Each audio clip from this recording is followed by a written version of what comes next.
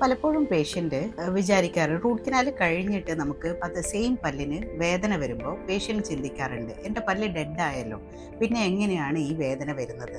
Root canal കഴിഞ്ഞ പല്ലിനും വേദന വരാം.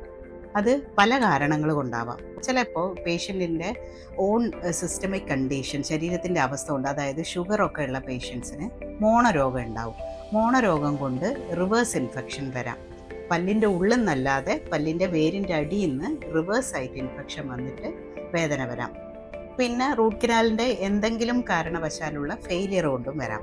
അതായത് ഏതെങ്കിലും കനാൽ, ചില പല്ലിന് 3 കനാൽസ് ഉണ്ടാവും, വേരിൻ്റെ റൂട്ട് കനാൽസ് ഉണ്ടാവും. അതിൽ ഏതെങ്കിലും കനാൽ ട്രീറ്റ്മെൻറ്റിൻ്റെ ഇടയിൽ മിസ്സായി പോകുമ്പോഴോ, ഇല്ലെങ്കിൽ ഏതെങ്കിലും ഒരു കനാലിൽ വേരോ ഇൻഫെക്ഷൻ്റെ എന്തെങ്കിലും ഭാഗങ്ങൾ ബാക്കി ഉണ്ടാവുക, അങ്ങനത്തെ റൂട്ട് കനാൽ പ്രൊസീജിയറിൻ്റെ ഫെയിലിയർ കൊണ്ടും വരാൻ ചാൻസ് ഉണ്ട്.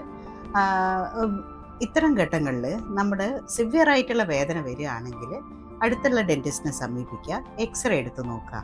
അത് മോണരോഗം കൊണ്ടാണോ, റൂട്ട് കനാൽ ചെയ്ത പല്ലിൻ്റെ ട്രീറ്റ്മെൻറ്റിൻ്റെ എന്തെങ്കിലും പോരായ്മ കൊണ്ടോ, ഏതെങ്കിലും ടീത്തിൻ്റെ വേര് മിസ്സിങ് ആയിട്ടുള്ളത് കൊണ്ടോ എന്നുള്ളത് ആദ്യം ഐഡൻറ്റിഫൈ ചെയ്യാം.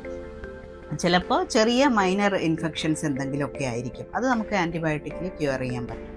അതേസമയം മേജറായിട്ടുള്ള പ്രോബ്ലംസ് എന്തെങ്കിലും ഉണ്ടെങ്കിൽ നമുക്ക് ഈ റൂട്ട് കനാൽ ട്രീറ്റ്മെൻറ്റ് തന്നെ റിപ്പീറ്റ് റൂട്ട് കനാൽ ചെയ്യേണ്ടി വരും. റൂട്ട് കനാൽ ചെയ്യുക, നമ്മളിപ്പോൾ ക്രൗൺ ഇട്ടിട്ടുണ്ടെങ്കിൽ ക്രൗണിൻ്റെ ഇടയിൽ ചിലപ്പോൾ ഫുഡ് കുടുങ്ങിയിട്ട് മോണരോഗം വന്നിട്ടും പ്രോബ്ലം ഉണ്ടാവാം. അപ്പോൾ ഈ ക്രൗൺ ഒന്ന് റിമൂവ് ചെയ്ത് റൂട്ട് കനാൽ റിപ്പീറ്റ് ചെയ്ത് ടോട്ടൽ പല്ലൊന്ന് ക്ലീൻ ചെയ്തതിന് ശേഷം ഒന്നുകൂടെ പ്രൊസീജിയേഴ്സൊക്കെ ഒന്ന് റിപ്പീറ്റ് ചെയ്ത് കഴിഞ്ഞാൽ ട്രീറ്റ്മെൻറ്റിന് സക്സസ് ആയിക്കോളും. മാത്രമല്ല റൂട്ട് കനാൽ നമുക്ക് ഒരു സിറ്റിംഗ് ആയിട്ട് ചെയ്യാൻ കഴിയും, 2 സിറ്റിംഗ് ആയിട്ടും ചെയ്യും.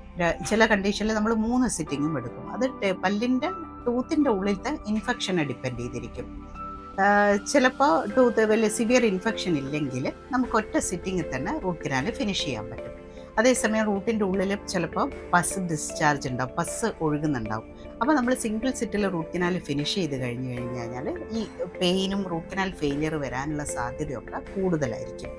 അത്തരം കണ്ടീഷനിൽ നമ്മൾ എൻഡോഡോണ്ടിസ്റ്റ് 2-3 സിറ്റിംഗ് ഒക്കെ അഡ്വൈസ് ചെയ്യും.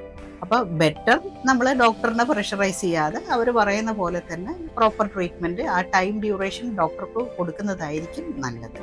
ചിലപ്പോൾ പേഷ്യൻറ്റിന് സമയം ഉണ്ടാവില്ല, ലോങ് ഡിസ്റ്റൻസ് എന്നൊക്കെ വരുന്ന പേഷ്യൻസ് സിംഗിൾ സിറ്റിൽ വിസിറ്റ് ഫിനിഷ് ചെയ്യാൻ വേണ്ടി പറയും. അപ്പോൾ നമ്മൾ പെട്ടെന്ന് ഫിനിഷ് ചെയ്ത് കഴിഞ്ഞാൽ ചില കണ്ടീഷനിലൊക്കെ പെയിൻ വരാനുള്ള ടെൻഡൻസി ഉണ്ടാവാറുണ്ട്. എന്താണ് എൻ്റെ ഡെന്റിസ്റ്റ് അഡ്വൈസ് ചെയ്യുന്നത് എന്ന് വെച്ചാൽ അതേ രൂപത്തിൽ തന്നെ ട്രീറ്റ്മെൻറ്റ് ചെയ്യുന്നതായിരിക്കും നല്ലത്.